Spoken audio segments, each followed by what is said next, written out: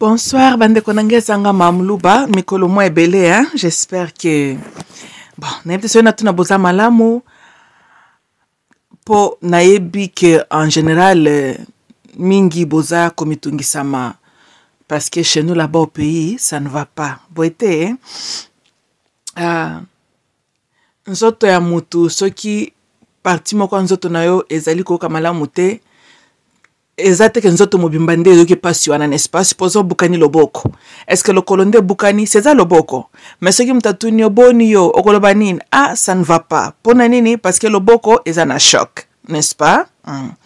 Peu n'importe esika yo congolais zairwa ozali ata au lieu 3 fois par jour ata ozabia me lokola our mama land. Inter na biso ya bakoko na biso eza na ba problème eza lokola parti moko nzoto na yo ezu problème. Moi lo ba penza ça va ezate, n'est-ce pas?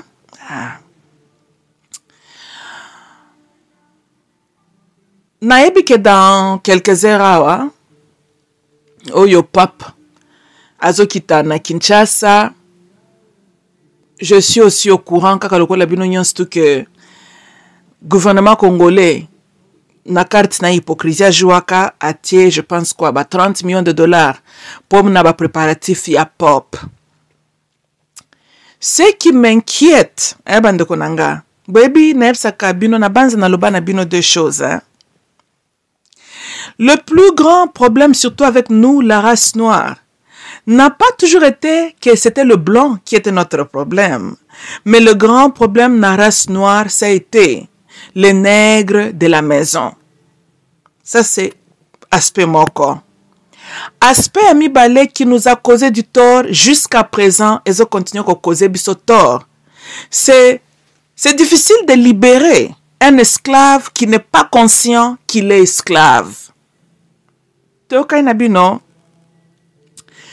esclave qui s'est adapté na état newana esclavagisme. Un esclave qui maintenant sourit avec son maître.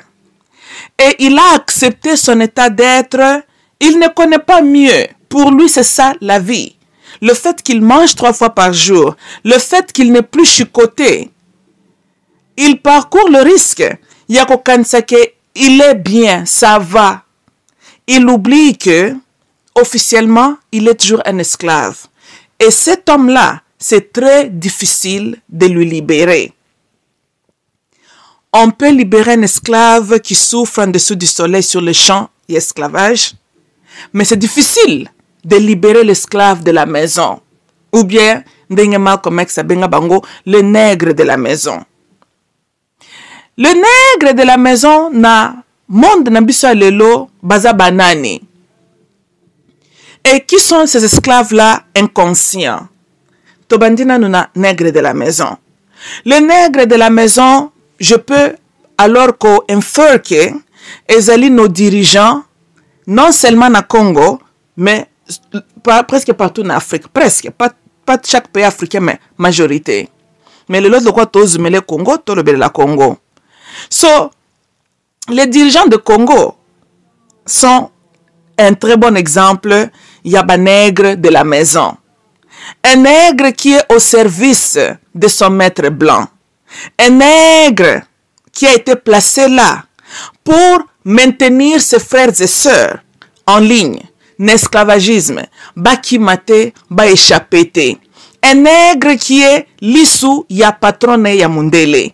Le nègre qui accuse ou bien qui rapporte tous les secrets. Oh, bande kone bazali ko comploter na champ, ba lukaba escape, ba échapper, ye musala na ezali ko signaler son maître et ko exécuter l'ordre de son maître.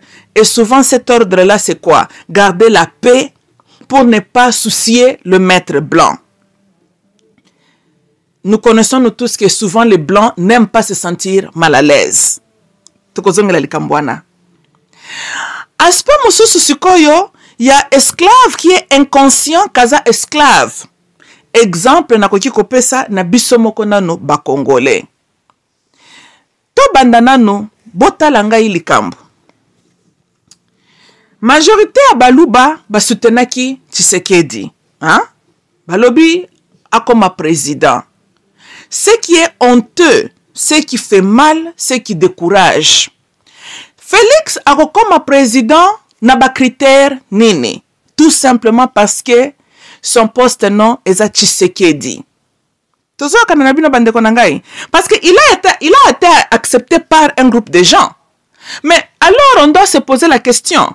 Batouana va accepter qui est, c'était quoi leur raisonnement? Parce que tu l'as dit leur raisonnement, tout un raisonnement simple. Bazolo banabisoboy, que na Kasai wana Mobimba, il n'y avait pas un Congolais intelligent, compétent, qui a aimé son pays, qui était capable de diriger le Congo, sauf Félix Tshisekedi Tshilombo. C'est ça ce que les Baluba nous ont dit. Que na Kasai, il n'y a pas eu un homme meilleur que Félix.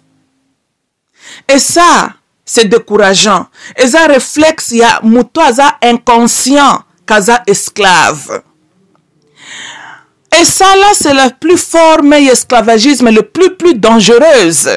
Parce que là, Moutoaza libre physiquement, mais a conditionné mentalement, a programmé de réfléchir de la manière dont son oppresseur veut qu'il puisse réfléchir. Dans un autre mot, son maître blanc est dans sa tête. Et un homme pareil, vous ne pouvez jamais le libérer. Tozolanda. Bokolobo, mais aux États-Unis, Bush le fils était devenu président. Ce sont de très bons exemples, beaucoup de ça. Mais Bush le fils n'a pas seulement bénéficié de postes non de son père, parce que si c'était ça l'argument, même son frère Jeb Bush devrait alors lui aussi devenir le président. George W. Bush le fils fut quand même gouverneur na Texas kuna. Il avait le CV pour défendre sa position que hey, bon électé comme votre président, voici mon passé, voici mes qualifications professionnelles, voici mes expériences. À tel point que le fait qu'il était le fils biologique de Bush le père, c'est comme une coïncidence. Mais ça là, ce n'était pas le grand facteur pourquoi il a été voté. Tolandi? So, il a été voté based on his own merit. Tolanda? Donc, je pense que tu sais comprendre. Félix Tshisekedi a mérité qu'il poste wana comment? Il est devenu président par quel mérite? Sans une expérience politique, tout simplement parce qu'il a eu la chance, ou on peut dire la nature, et celle qui a botama na Zelaya Etienne Tshisekedi. Il n'a même pas bâti ni parti politique ou UDPS, il a bénéficié en fait. Tozolanda. Mais un bénéficiaire qui manquait l'expérience, et la vision, et la compétence, et l'amour. Pour le Congo, il n'a pas d'amour pour le Congo. Tozolanda, ça s'est montré, il a eu 4 ans. Je pense que ceux qui, bon, vous avez confusion dans ma canisnabino, je pense que Tshilombo vous a parlé. Hein? L'homme, hein, a 2 manières de parler. Donc, être humain. Être humain, quand le bandenge bozo kangai buenazo le ba verbally. Être humain, le bakapena ba acte, azali opposé. Tolandi, hein? Bozana besoin Tshilombo le belabinote kalinga kabinote. Bino moko boko ko juger na misala na ye, boss mi pesa bino moko ba analyse na ba réponse. Tokani. Na le belabino ment fa bande konangai que Congo, la place est une place très très bénie. Le bon Dieu, le Créateur, le Dieu de nos ancêtres, a pambolaka espaswana. Il a béni le Congo de tout son cœur. Mais le malheur de Congo, c'est l'homme congolais. Donc la terre congolaise est une terre bénie, mais cette terre-là a eu la malchance d'être occupée par l'homme que nous appelons l'homme congolais. L'homme congolais est le malheur du Congo. Ça, Toza Bandeko, on doit se dire la vérité. Teokani, hein? Toyokiawa, hier, Tshilombo, qui porte notre sang en lui, akekuna na ba forum nae pona kokende koloba ndenge na agriculture na vision nae ba kosala s'occuper mapa basé na manioc nebite na ba science nini yakende kotanga peut-être quand sa femme était femme de aide-soignante na moi 4 semaines na ya formation zoki balakisaka yekuna ko kosala lipa na manioc nazoyeba te na configuration nini ya chimie nayebi te, me bino bato botangi bokoki koyebisa biso science ya sika Tshilombo ayeli biso biso mpe to comprendre. Un homme oyo aye asala ata boulangerie ya sika te, mais souci na ye ezali na bakende kosala lipa ya manioc. Dans un pays là où nous avons la grande fleuve Zaïre, qui est là, fleuve Zaïre Congo, mais na Kinshasa, il y a des quartiers qui manquent de l'électricité, n'est-ce pas? Tous autres électricité venant de l'eau, n'est-ce pas? Est-ce que le Congo manque l'eau? Est-ce que réellement le Congo là peut être dans l'obscurité? Pourquoi Congo manque d'électricité? Parce que le Congo n'a pas les dirigeants compétents. Congo n'a pas les dirigeants qui aiment leur pays. Tozolanda. So, nalanda que mission moko sœur moko azolobo, l'amour n'est pas assez pour développer le Congo. Personne dit que pour développer le Congo, il faut seulement l'amour. Si c'est ça le cas, chaque Congolais peut se réveiller le matin, le bel ingaka Congo. Ici, tu dois avoir l'amour, oui, et aussi la compétence. Parce que quelqu'un peut avoir une intelligence de faire quelque chose, mais il manque la volonté de le faire. So, nous avons besoin de toutes les deux. La volonté et la compétence aussi. Tozolanda. Enso, Tozana rivière Congo. Je pense que c'est la deuxième après Amazon. Pour on a le scandale Nambokawana. Mais le citoyen congolais manque de l'électricité. Ce qui a ta snel, balinga kako kende ko luka électricité na mai kunate. Mais nabanza moi epelaka na Kinshasa na lokola ya koloka. Pona yoka kasoko bengi famille kuna bazeka ka moi epelaki wa marieta. Moi. No, toko ki kozwa énergie venant du soleil te. Toko kozwa électricité venant du soleil te. Mais to se pour bino bokata ki banzete. Parce que je pense que c'est pas qui bobela ba cancer de peau, bo kamilungi, n'est-ce pas? Bon bokati banzete. Donc boza kutu na accès facile. Boete. Je ne sais pas bokati ki banzete ngo pona nini. Po bokati kati banzete na ville ya Kinshasa, mais bo fanja na bolo bakandenge bozalaka na courante. Mais bo se lamantaka ndenge moye za makasi za kotumba ba poso na bino. Tozolanda déplace na lobique. Des fois c'est décourageant kolobe la Congo. C'est vraiment décourageant. Bandeko nanga boza bandeko nanga, je vous aime beaucoup. C'est l'amour qui me fait na lobata boy. Ceux qui nazalaki na makila na binote, j'allais même dire na batupe mususu, tokeka ko morceler mboka wana. Parce qu'une chose est vraie, to mérita ka mboka wana te. Mais ndenge balobaka ndeko no azaka ndeko na yo. Ata makila mino to bwaki ndambo ko melakaka. Boza bao yangai. Tozolanda. Mais je dois aussi dire, vous vous comportez comme un peuple maudit. Tozo kanana bino, na wakende na bino gauche droite te. Na pesi bino exemple. Comment on peut expliquer que toza na kabambi ya mai ezoko tula? Fleuve Congo soki lobaka, ndetango ekendeka kokendo kota kuna na Océan Atlantique na banze pesa ka ba rapport tous les jours ya lamentation. Bongo bokanisi rapport à ngwa lamentation za la kanini. Ce que c'est encore tout na fleuve Congo, comment était ta journée? Fleuve Zaïre Koloba, comme d'habitude. Je ne fais que couler. Mais le lot, on t'a pas exploité. À Kolobate, kaka bangando nde bazalaka wana kaka nde bango bazalaki. Bamuta ayaki atakotal à Kolobate. Fleuve na biso Zaïre bande konanga. Et comment le kola mwasi à 64 ans, à kota ménopause azalaka vierge. Toka nabino. Parce que, cause on a deux problèmes. Yo nzamba teo, matrice, ovium, fallopian tube, tout là, n'est-ce pas? Pour ça la nine. Pour qu'on reproduire na mokili aussi, n'est-ce pas? Bon, yo na mokili bato botami, ba exploiter yote, parce que pour na au produit tu dois être exploité. Bon, on t'a pas exploité et tu n'as pas produit. Na 64 ans, ménopause ya kate, ménopause ye. Si ko yo na mokili ya batu, utilité no ezalaki nini? Oyo ça la tournage, n'est-ce pas? Yo multiplié au produit de l'autre côté, on t'a pas exploité, yo bénéficié la race humaine en quoi? Na l'autre côté. Tokani, c'est la même chose. Rivière na biso, ce qui total yango bien, ezalaka loko les aka vierge, ndenge ezalaka wana. Ce qui rivière kota ka ménopause, ya biso rivière ngaka ezalaka kaka lokola mwasa 64 ans.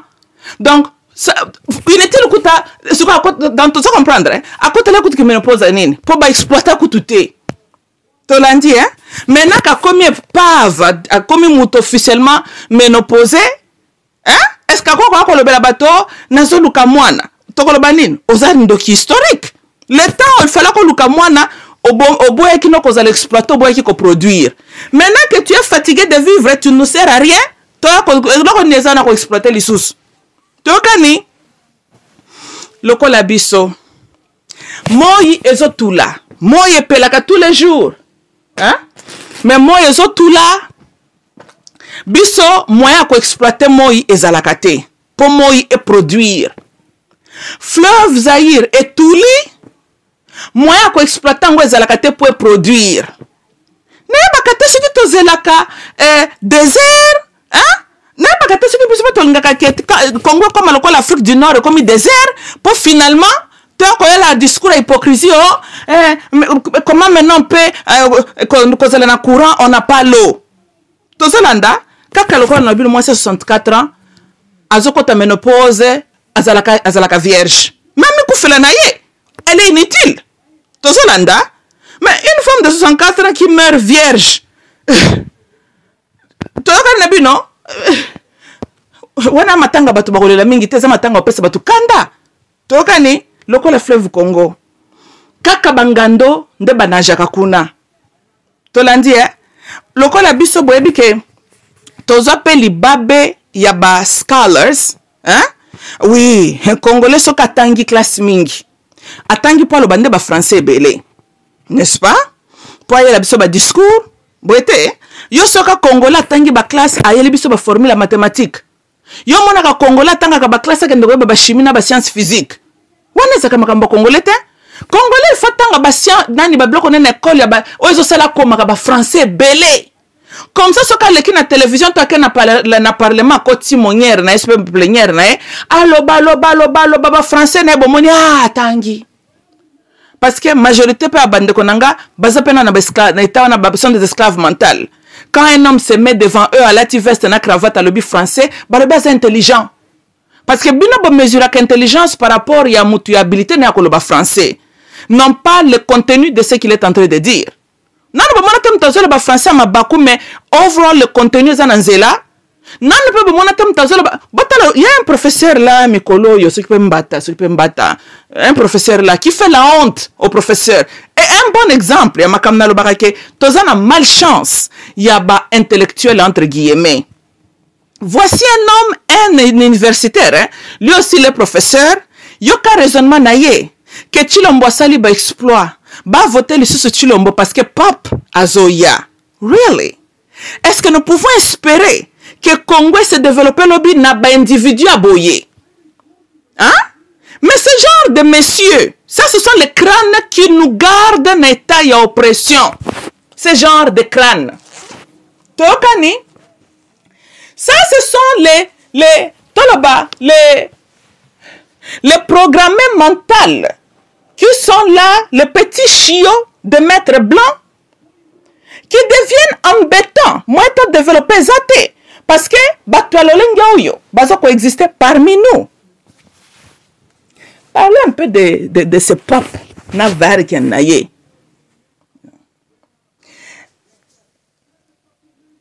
Vatican a joué un rôle monene pendant la période de colonisation.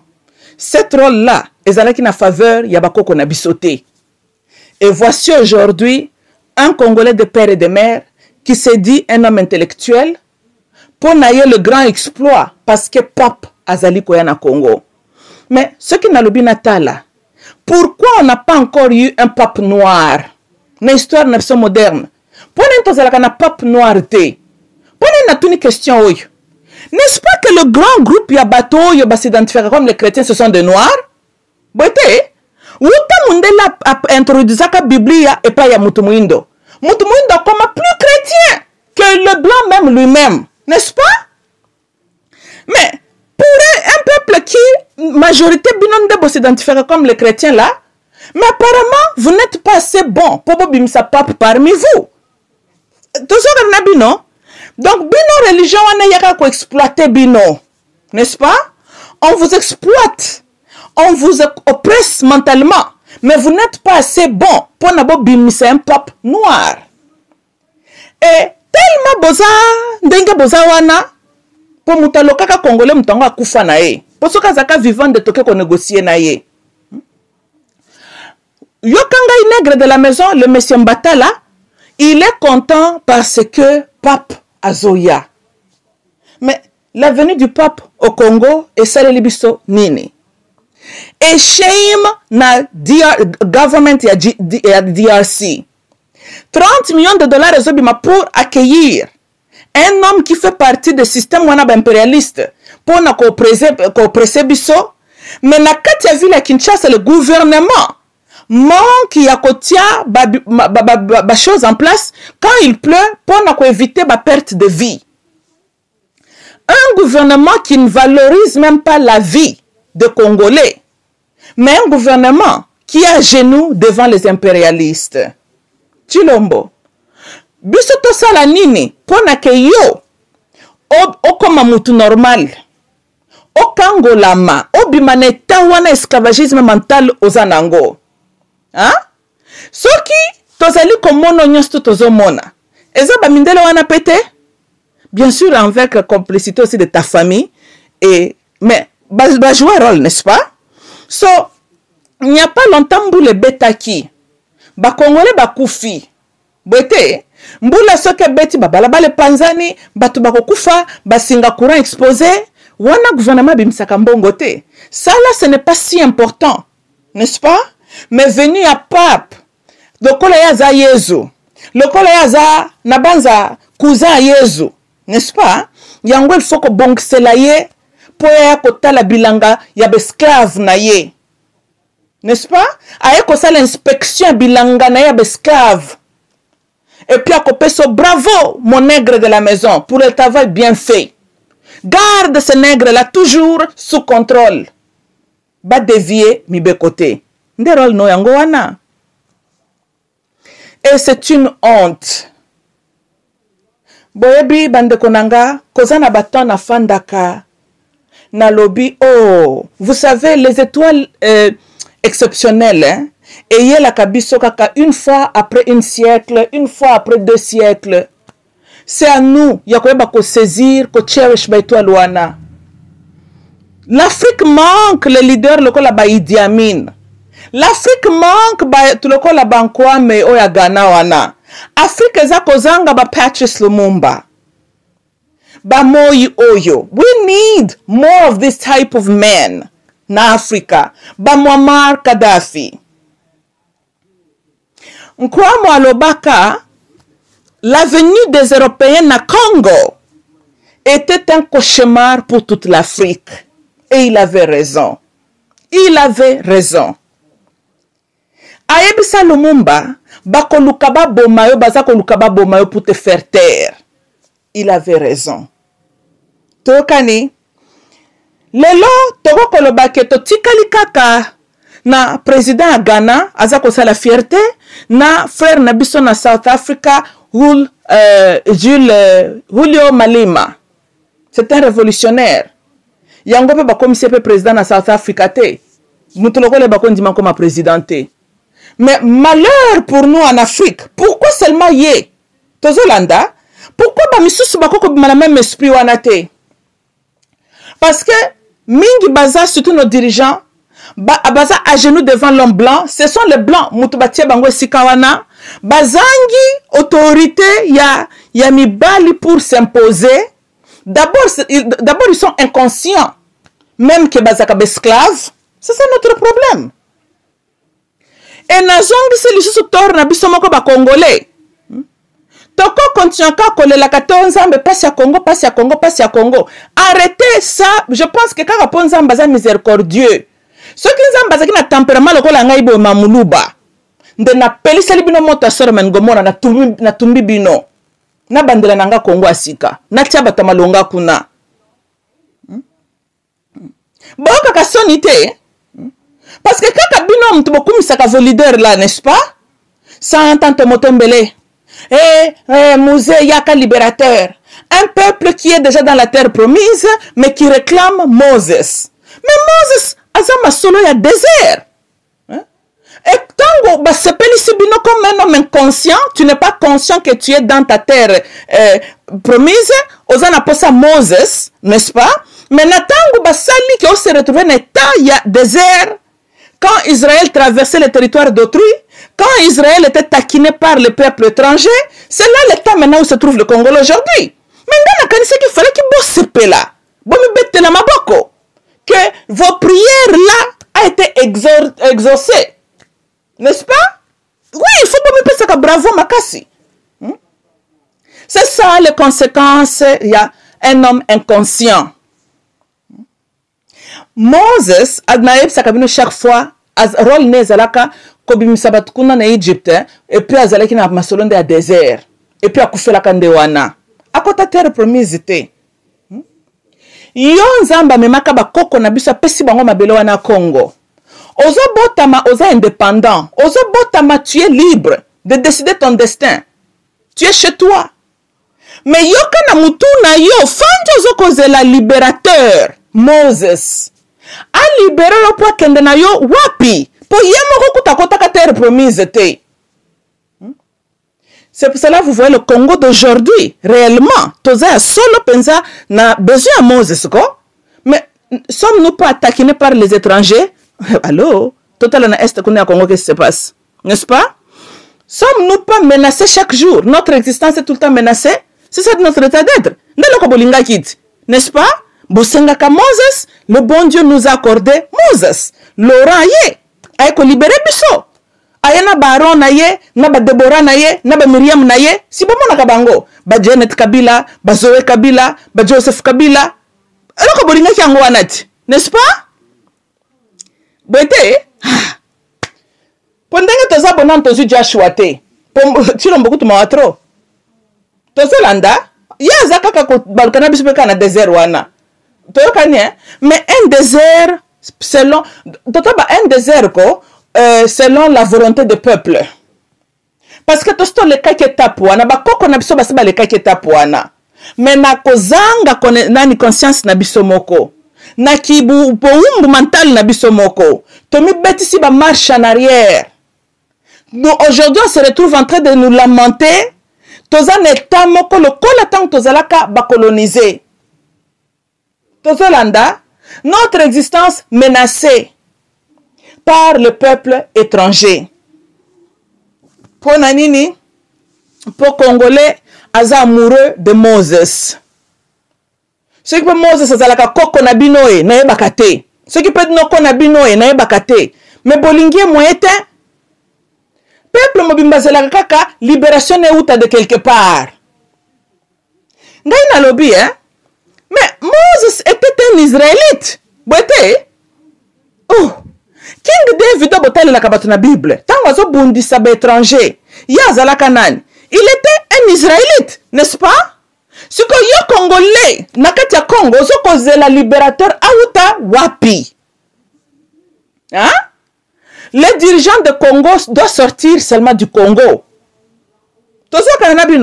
Voici Chilombo qui est venu de l'extérieur, un globaliste. Moi, maintes fois que he's one of them. Chilombo a bisoté.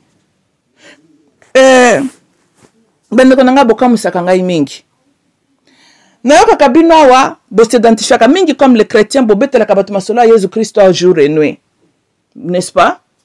Mais Jésus une fois balobi na ye, ta mère et ton frère sont à ta recherche. A répondre à bango nini? Alors, ma mère, mes frères sont ceux qui font la volonté de mon père. Bon, quand il réponse. Boité, dans un autre mot, nano bo monate mutu bobi mine libumu moko maza enemi na yo. Nano monate ke kuuza na yo aligaka yo te. Nano monate papa être jaloux de son propre enfant. Nano monate maman na mwana courant na mai. Nano bo monate mupaya alingi yo koleka ndeko na yo moko. Nano monate camarade alingi yo sincèrement koleka ndeko bobimane na libumu moko. Hein? Sikoyo, nani azande kona yo? Vous voyez? Ça prend un esprit évolué pour nous comprendre que ndeko na yo azali muto oyo azana intérêt na yo na mutema na ye. C'est ça ndeko na yo. Pas nécessairement pour bobotami na makila moko. Tokani hein? Na banza na beta kabino mutu moko alobaka ton ami t'aide à déménager, ta famille t'accompagne à ton dernier demeure. Tokani bino? Oui, réfléchissez un peu. Ce qui m'a solonné comme makamba nécropole, banani baka ko signer mikanda ba sala makamtu, c'est ta famille, n'est-ce pas? Ah, ok. Kuna nécropole, bosi boka mtaseki kuna zongi lesusu à la vie, c'est ok. Mais tous les jours tant yo déménager que tu nani mtaidaka yo, tes amis. Tokani hein? Donc pour vous dire que ta propre famille bangonde bakenda ko accompagner mutu kuna na ba nécropole. Tokani na bino? Voilà. Donc mutu ko bomaka dans la vie. Azalaka musika na yote. Kaka muto bo partager na makila wana. Ndako kozala to mauvais, l'ennemi le plus dangereux. Une chose est vraie. Tangu mutu makambune ko maka nécropole, family bayaka ko kende ko accompagner okuna. Doso za mutu mayele, zalaka déjà mayele libela. Que quand tu es vivant en train de vivre, tika ko tala kaka ko family. Oza pressa nini? Bayamba kyo tango botamaka. Bako kende ko accompagner ko na dernière demeure. Ko c'est la pressete. Bozalaka family. Hein? Olingo lingate bako ko accompagner kayo ndenge pe bayambaka yo. Zala calme. Tu as une vie à mener. Toka na bino. Raisonnement ya kotenga maoyo. Nde produire chilombo. Balu babalobi mashaka mumenu ewa kwetu bande ko nanga je retourne encore. Quelqu'un qui est ton frère, mais qui travaille pour un oppresseur na yo, il est ton frère en quoi? Ton frère qui n'a pas le souci de ton bien-être dans son cœur, il est ton frère en quoi? Hein? Moutako cause la couleur na ya poso, mais il n'est pas ton genre. Toka nabino, ce n'est pas parce que mtazo le bachiluba ou bien bouti na clan moko que azan de konayo. Pas du tout. Tozoka nabino bande konangai. Makambo Chilombo sali le 4 ans qu'il est au pouvoir. Il est un Congolais en quoi? Un Congolais qui négocie vente ya minerai à Congo avec un État agressif contre le Congo. Lui là, il est Congolais en quoi? Un Congolais qui s'est entouré na ba camarade ne ba piller mboka. Il est Congolais en quoi? Un Congolais qui s'arrange que yoku faka ozalaka na mboka moko a kimiate. Celui-là, il est Congolais en quoi? Chilombo est Congolais en quoi? Hein? Il est Congolais en quoi? Il faut que surmonter mentalité wana. Na suggéra une fois que na banza il faut que décentraliser pouvoir na Congo. Je tiens aussi compte en considération certaines personnes qui disent que oh, les Congolais ont tendance tribale, ceux qui te salent bongo mboka ne kozala balkanisé. Mais je pense bande konangai, on doit kopona le chemin où les alina risque minimisé. Hein? Peut-être to considérer vraiment fédération en Bokawana, hein, fédéralisme, hein? To considérer Ango. Parce que le gouvernement central n'arrive même pas à prendre son makambezana na ville à Kinshasa et le reste de Congo. Tokani Tokoki kontio ko banga kate ko tendance tribale. Tendance tribale est une réflexion et un peuple qui a un raisonnement dans de petits raisonnements. Un tribaliste, azana numutu, azana obscurité intellectuelle, mémoire inezaka ya malamuté. Tozolanda, tribalisme, ezalipe, et là comment créé par nos oppresseurs, pas on a ko diviser biso. Parce que la nature des Africains normalement, tozalaka hospitalier. Biso nyostu ba africain to baka langue mon côté. Ça wuta ki bukoko na biso. Toza pe na ba tradition mon côté. Mais combien de fois boka na histoire na biso tozo bunda entre nous à cause de nos différences? Pas du tout. Alors tozo banga nini pona to kabola nanu ke gouverneur traite province comme pays tout la nandenge ko pesa lobby. Tozo banga loko nini? Le problème, on peut dire, Ezali, que politique est cotinde makasi na Congo. À tel point que les vies des Congolais ne sont plus importantes. Les gens sont busy. N'a qu'à jouer carte politique avec les vies des Congolais. C'est ça le problème maintenant du Congo. Tozolanda. Tozana batu bazo kotala leur carrière politique ou les bata l'intérêt ya peuple na bango. C'est ça le problème. Et on les appelle kaka réflexion ya mutu moko terre à terre, mutu moko raisonnement eza kotengama comme ba professeur Spembate wana, Spembata wana. Ce genre des individus. Il réfléchit en angle politique. C'est l'influence politique qui lui a fait parler comme ça.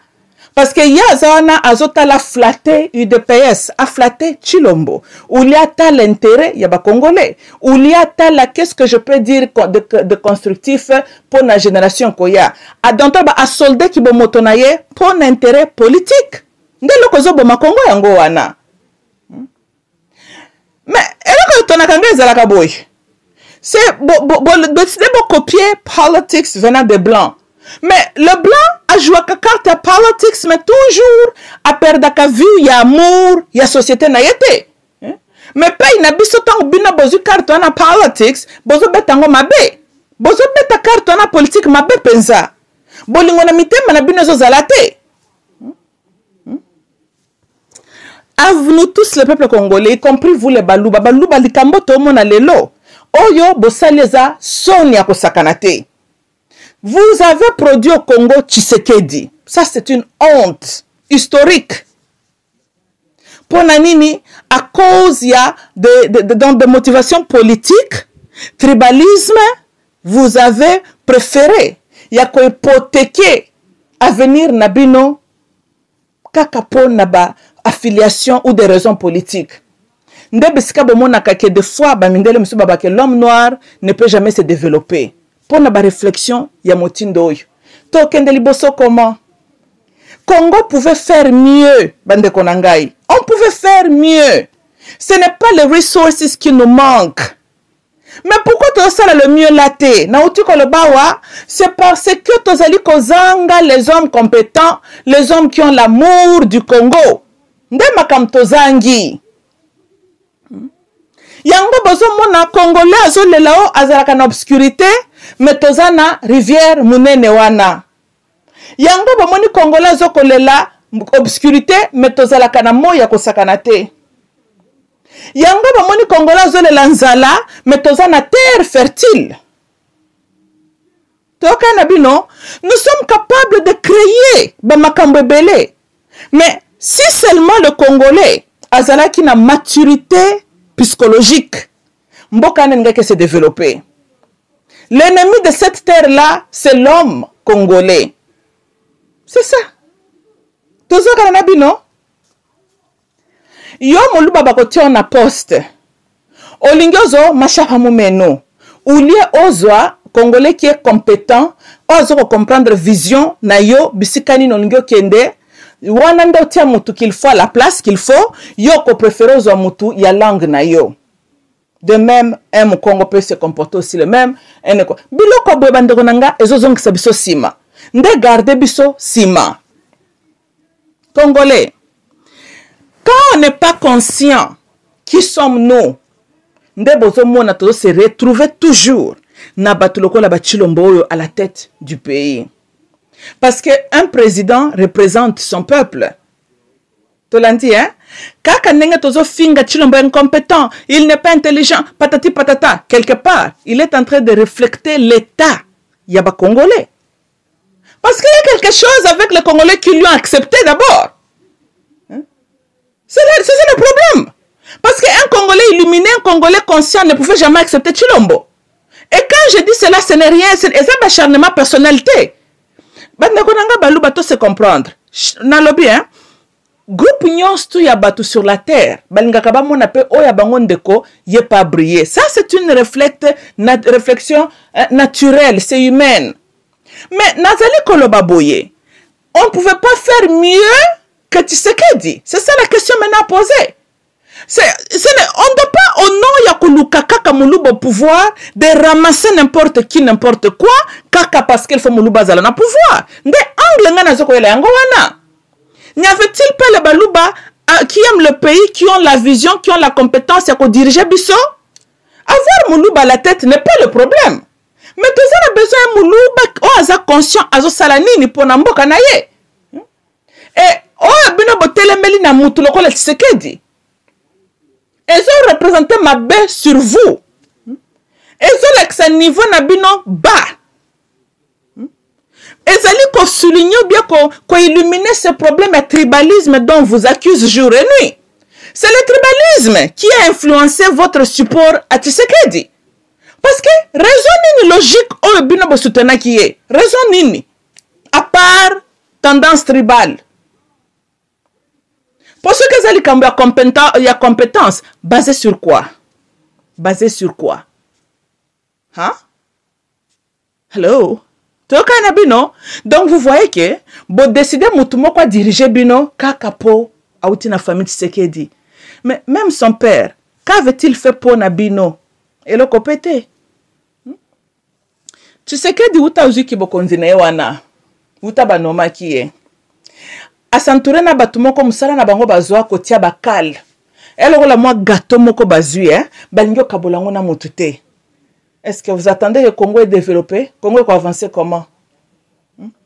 Bande ko ngai ba congolais. Congolais, il faut d'abord oser la conscience, il faut comprendre le rêve congolais. Le rêve africain. Te kanabino ba koko na biso ba telemaka ba bundaka. Po bazalaka na rêve na makanisi na bango bazaka conscient de cette grande vision là, d'avoir une Afrique libre. Tozolanda, et ils se sont battus. Tolandi, hein? Ils ont payé. Le prix de ces rêves là a été leur sang. Autre reconnaître makila ba martyr. Nde prix ba futaka pona rêve wana africaine, pona rêve wana congolais. Et c'est honteux de voir yo congolais le lot. Aux autres côtés que le rêve congolais par les pièces d'argent. Kozana ba rêve mususu et somba makana mbongo te. Et somba makana makila. Et il y a eu les gens au ba somba ka liberté na biso na makila na bango. O ba futa ka indépendance na biso na makila na bango. Tozolanda et comment na biso tozozo Congo wana kaka boye. Tozo ko ba ko protéger Congo na bisoté. Yango na lobi que ça c'est une réflexion, il y a un peuple sous une malédiction. Parce que tout normal ba se comporter ka boyete.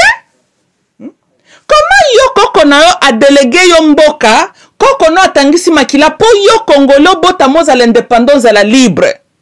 Mais de ton vivant, ozo signa bi signa ote kamabele na yo na bapaya. Bana no ba ko héritier nini? Moza maudit. Ozo mtabila kila mibabe. En normalité. Et c'est honteux. Congo, il faut tout comme un point ya. Kobanda kotia kabato yo bazak. Donc, mutaza na vision alingi mboka ibero ko nyazo sala. Na le bien bande konangai. Vous savez, une personne intelligente asanturaka na bato bazaloko la été. Soko moni mutu alingaka kozala na mutu ya zolo ba langue na ye. Mutu aza na ye kaka même raisonnement. Mutu wana aza muta petit esprit. Na simplifier makam na zoloba. Supposons ngai mamuluba. Hein? Na kutana na mutu moko aza kaka lokola ngai mamuluba. Siko, mutu na servir nga na eloko nini? Parce que c'est ma qualité aza nango c'est qu'il est je suis déjà. N'est-ce pas? Aza miroir ya réflexion na ngai moko. Est-ce que nazo avancé? Nazo avancé te? Nazo kolate? Azo bakselanga implicité. Na mutu nangai? Pas du tout. Po azaka kalokolanga. Boete. Maintenant ni mutu ko sala ke ngai na kola. Mutu aza na différence nangai. C'est dans la diversité que j'apprendrai quelque chose de plus. Il faut mutu moko oye sikanga nazo mona boye, yazo mona boye. Parce que bon, mon différence wana ndeko forcer ngai na réfléchir. Mais pourquoi celui-ci azali ko présenter argument tel pour un sujet tel? Tozolanda peut-être na ko tu peux ko retrouver que ça m'échappait, il a raison. Tokani, voilà, nauti kwa accueillir une intelligence, une connaissance de plus.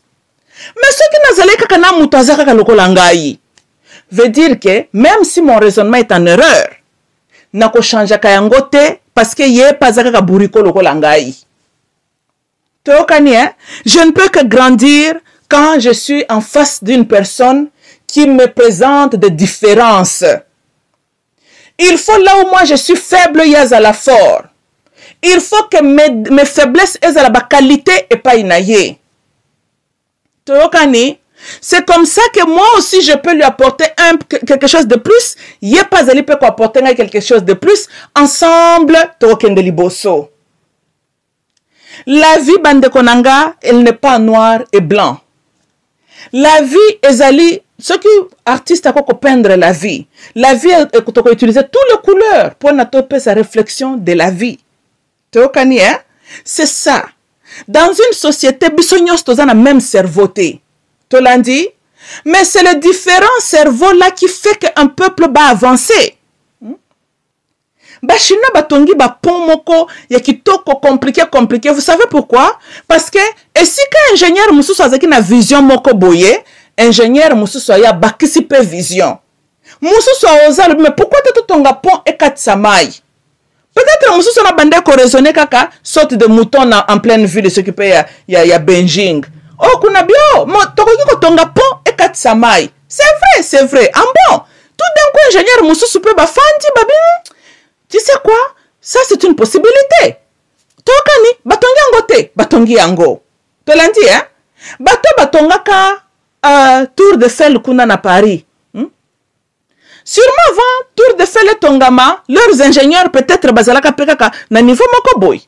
Mais quelqu'un d'autre est venu avec une vision, un rêve.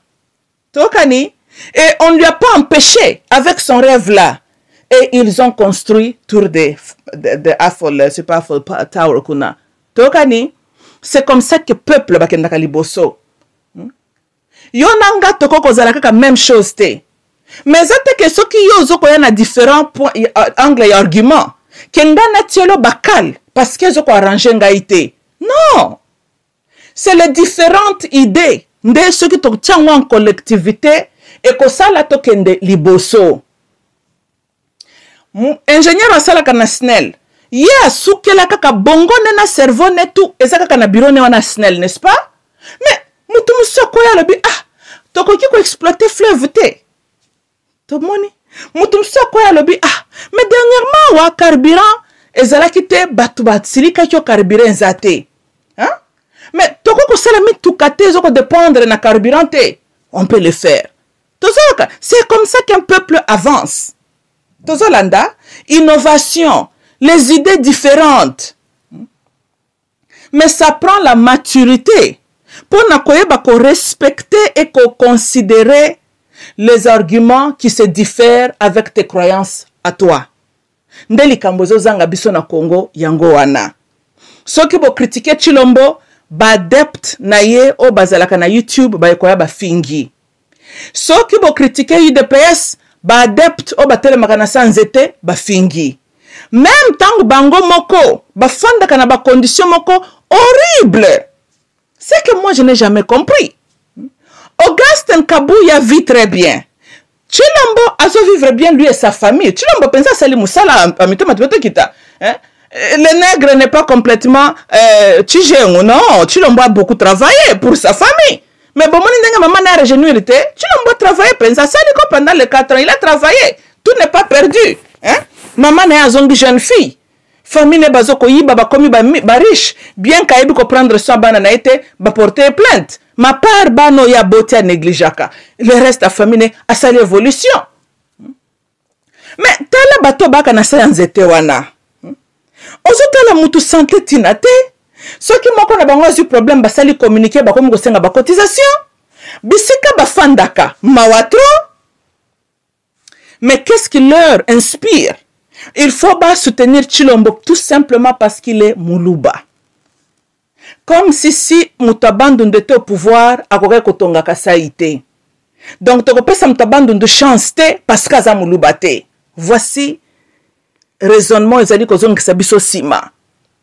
Peut-être qu'un Équatorien pourra faire mieux pour Nazaïr, mais yete pour azali machaka momenute. Peut-être quelqu'un de Kisangani a de très bonnes idées, mais beaucoup prêter oreille parce qu'azamulubate. Ça c'est honteux. C'est honteux, c'est honteux. Naibinenga koloba yangote. Et ce qui histoire ne nous a pas encore enseigné, alors futur nabiso toza doomed. Tozolanda na uti koloba na histoire nabiso. Toyembelaka Mobutu totombelie 100 ans. Toujours réflexion, un peuple inconscient. Na histoire nabiso tolelaka o Moses saya ko libérer biso. Moses amemeli biso Joseph Kabila et le Paul Kagame et le Museveni. Na histoire nabiso tolobaki en tout cas le système doit changer. Mais le système n'a pas changé. On a changé la figure du président, mais le système n'a jamais changé. Un peuple qui ne fait que répéter cycle wana vicieux, un peuple qui n'apprend pas. Ndena la Bible ndeko nangai. Soki bozozo la toujours kozo conscience te. Hein? Na banza na lobela bino likamboyo. Il viendra un temps, Nzambe akosepelisaka biso. Tokani, oui. Après tout, Nzambe, et là on a sepelaka na ye, bon, je parle de l'Ancien Testament, a sepelisaka na pe volonté à peuple. Si, si. Tant le peuple balingaka Saul, il les a permis d'avoir Saul comme leur roi. Tokani, ah voilà. Lokola bino bolingi kaka kokumisaka ba individu. Lokola bino bolingi kozwa Congo na bolingi Congo te, Congolais lingi Congo te, c'est ça. C'est le Congolais qui n'aime pas le Congo. Pas ceux qui bolinga qui Congo, bolinga qui bossala mieux. Ceux qui bosala qui conscient la qualité na valeur ya Congo, bolinga qui bossala mieux. Un grand pays comme le Congo, un pays de grande valeur comme le Congo, un pays qui cause de la jalousie na race humaine, mais un pays qui a eu la malchance d'être occupé par un petit peuple. Tozolanda, Chinois atongi Chinois, ami atongi Chine, Japonais atongi Japon, biso na Congo, tozelaka Yezu aya kotongela biso Congo. Pop, o ban centre ne ba ilaka biso masolo a Yezu, bango kuna batonga Italie na bango moko. Yezu atongaka Italie te. Mais bango kuna église catholique nde ba biso masolo a Yezu, n'est-ce pas? Mais bango batongi Vatican, batongi Italie na bango moko. Yezu kendo tongela bango mboka te. Mais biso to yambi Yezongo, je ne comprends pas. Des fois je me dis, hein, boy bini bande konanga, supposons que cette histoire de Jésus là est vraie. Je peux comprendre pourquoi Yezu zonga kate. Parce que ngai pe na fanda na Seigneur Jésus. Ce qui a solo ndenge balobaka na biso yo yaka na mokili oyo.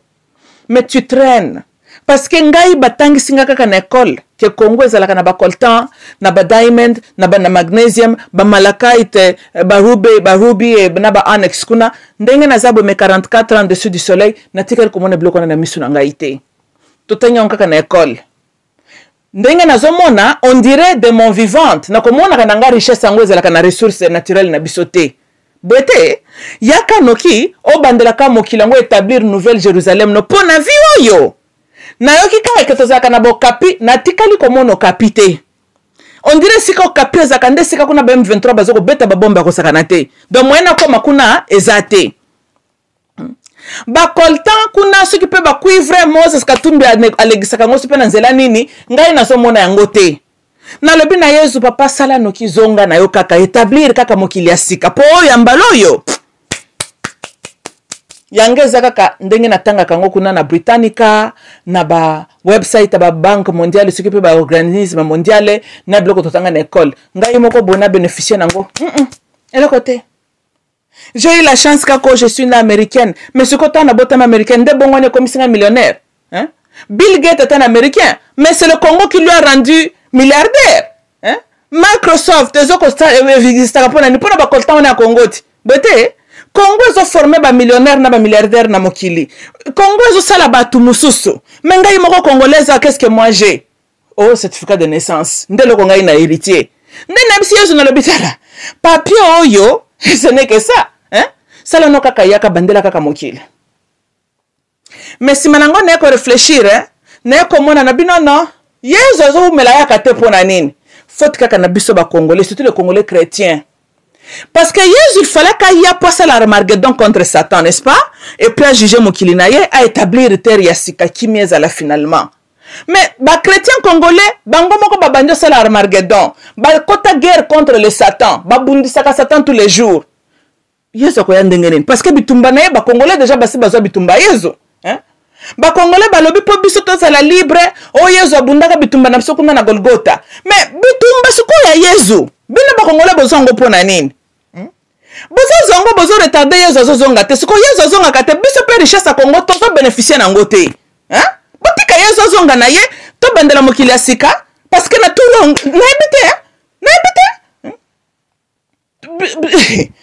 na tout yoko mawatro totanga kango kaka na ba école toyoka kango kaka na ba YouTube Yesu zonga na kaka nzamba sala kaka formule ndenga sala ka ba inondation na ye abandela kaka parce que na tour oyo na moni na nga richesse yango yoko sala libisote to zela kaka tour mususu alors botika bitumba na bino bobundaka nango contre le Satan parce que bozo bitumba bata Yesu bokomisa ngo bitumba na bino Yesu moya ezate soit botiki Satan tranquille comme ça Yesu se précipiter que de bunda na kuna na Moyen-Orient biso to tongo biso Congo to enjoy pena no richesse na biso.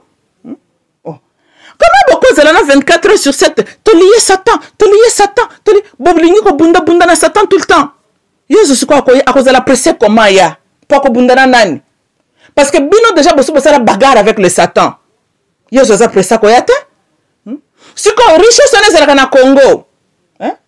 En attendant que bino bozo lié Satan banguna bazo ko yiba bango ba s'enrichir les étrangers bayaka ba s'enrichir ba comme ba millionnaire bangindi biso moko ba congolais na ba congolaise ba zairoise to fandi to tanga kango kaka na ba YouTube bo mitema mabe vous le chrétien boza mitema mabe boza penza mitema ya mabe ne so comprendre binote tala occupez-vous de vos moutons to kani Congo est très riche. Soit vous laissez le Satan tranquille, comme ça Yesus abongamaya bakendo sala Armageddon na bango biso to moto se pela pena na richesse na biso ya Zaïre. Tokani parce que ndenge bino bundaka na Satan 24 heures sur 7. Yesu kwa ko bunda bitumba nini? Po bino boso bosombi bitumba na ye. Akozala presser comment? Comment Yesu na santé médiocre? Tu vis na moins de $1 à GDP.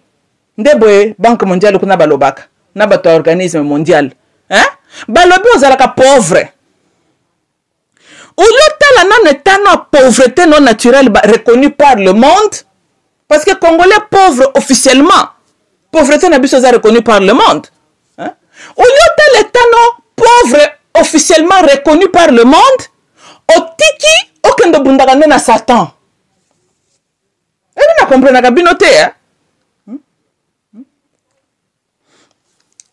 Oh Satan za mabe, oh Satan za mabe. Mais botika ye. Akende pena nkosala mabene na bamboka pe abatu mususu. Bete, bina ba monite.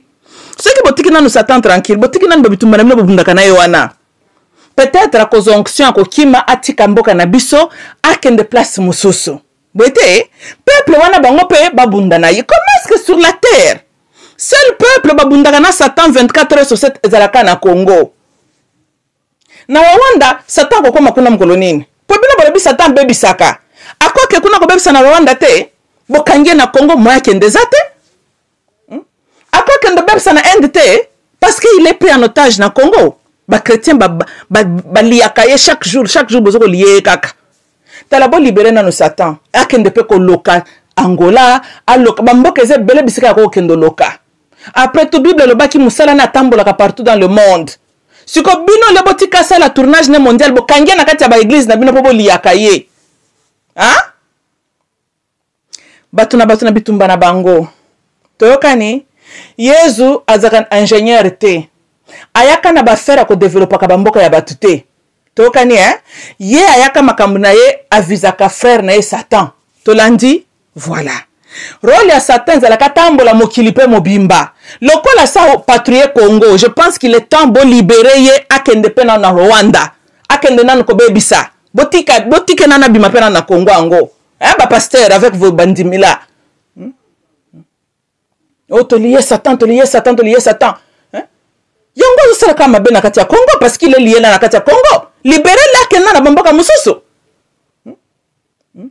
peut-être à cause de ça kende kuna na Israël ndeko pesa Yesu kanda Yesu sala no kiazonga peut-être mais soit Yesu fazonga abandela mokili ponga ina lembi kotanga ka ba richesse ya Congo nde na ba news na lembi kotanga ka richesse ya Congo na ba bibliothèque na lingi na vivre richesse ya Congo toki nga bandeko na ngai j'aimerais ngai pe na mona richesse yango ya Congo na misu na ngai oh richesse oyo toka kaka na ba livre kota ezali kambo nini comment richesse na biso moko ba étranger nde bazoko jouir nango pona nini parce que Satan fandi wana asalela kabiso mabe pourquoi il traîne comme ça au Congo pour ba Christo ba lié na kati ya Congo en tout cas bo libérer penza ba chrétien ça tombe bien le pape na bino na zoko ya lobby boye sa pop prière na ko sala ezali a libérer a bisa bino botika ko bundisa Satan azonga na Satan na kuna na nani na Vatican